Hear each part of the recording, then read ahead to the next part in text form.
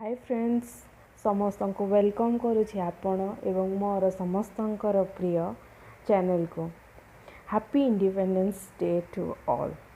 1947 मसीहा अगस्ट 15 तारिख आजिर दिन में ही आम देश विदेशी शासन कबल मुक्त होइथिला। एही दिन हेउछि आम इतिहासर से स्वर्णिम दिन मध्यरु अन्यतम, जेउ दिन पाई केते लोक केते स्वप्न देखिथिले, केते लोक केते कष्टरे बंदी घरे कालातीपात करुथिले। किए निज भाई को हरैथिला तो किए पिता आउ किए निज पुत्र को। केवल सेतिकी नुह, आम देशर बहु महियसी महिला मध्य आगे आसीथिले समाज सह ताल दे देशर स्वराज पथर समस्त गोड़ी को हटाई रास्ता को समतुल करिया पई। बहु प्रचेष्टा बहु बाधाविघ्न परे आम देश स्वाधीन हैला।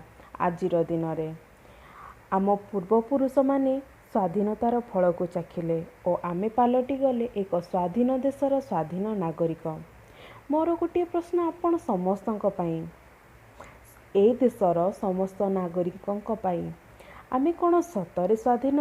जदि हाँ ताहले केते दिन पई? जदि उत्तर आपणक मन रे आसे सबुदिन पई, ताहले आमको ई स्वाधीनतार फल चाखिथिबा सेही अमर आत्मा मानक पई आमे कौन करिछे?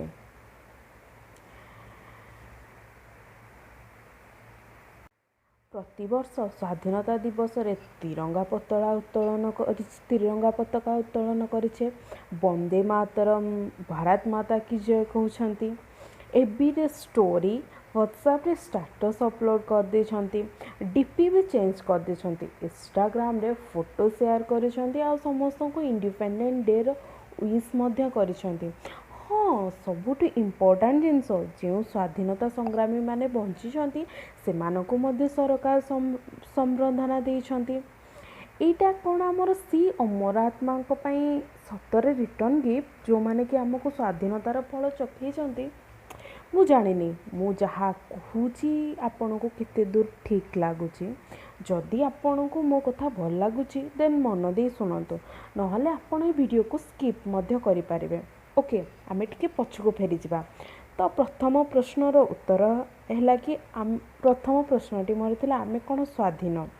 तो मो मतरे हाँ, आमे तो विदेशी शासक मानकटू स्वाधीन, मात्र निजर ईर्षा द्वेष भेदभाव द्वारा पराधीन। जातिभेद राज्य सीमार द्वंद्व राम रहीम लड़े ए समस्त हेउछि आम स्वाधीनता पथर गोटे गोटे बाधा, जहाकू आमे ही सृष्टि करिछे। जदि एपरी परिस्थिति चालू रहे तेबे स्वाधीनता पथरे हेबाकू दुर्घटना ठारू आमे बेसी दूर रे नाहांती। नेक्स्ट कथा आसिला आम रिटर्न गिफ्ट कथा। तो आमे समस्ते उच्च शिक्षित भद्र नम्र एवं संभ्रांत समाज रु आमे आसीछे। तेणु आमको बुझीबाकू पड़िबनी जे स्वाधीनता आम पई केते इम्पोर्टाट। आम पूर्वपुरुष माने रोपण करिथिबा एही 74 वर्षर वृक्ष को पालन पोषण करी आम परवर्ती पीढ़ी को प्रदान करबा ही हेउछि आमर कर्तव्य।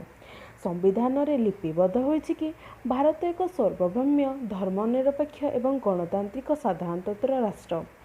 तेणु एही वाक्य को आमे संविधानर वाक्य बोली न भावी यार महत्व को हृदयंगम करिबा एवं धर्म जाति ए सबुठु ऊर्ध्वरे रही सांप्रदायिकता आदि ऊर्ध्वरे रही आमे भारत माता पाई किछि काम करिबा एवं आमे जेकोसी वृत्तधारी हेउना काहेकि आम कर्तव्य को निष्ठा एवं श्रद्धार सह संपूर्ण करिबा।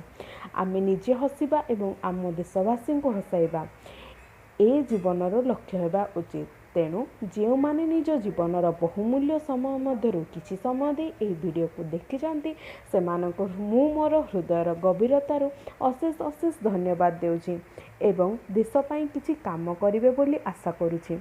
तो समस्ते मु आशा करे आमर शुणिथिबा समस्त श्रोतावृंद मानकु कि आज एही स्वाधीनता दिवस रे समस्ते शपथ करंतु कि आमे पुनर्बार केबे भी कौनसी विदेशी शासक हेउ अथवा कौनसी खराब गुणर बशवर्ती न होई सेमानक अर्थात सेमानकर पराधीनता आमे स्वीकार करिबा नाही।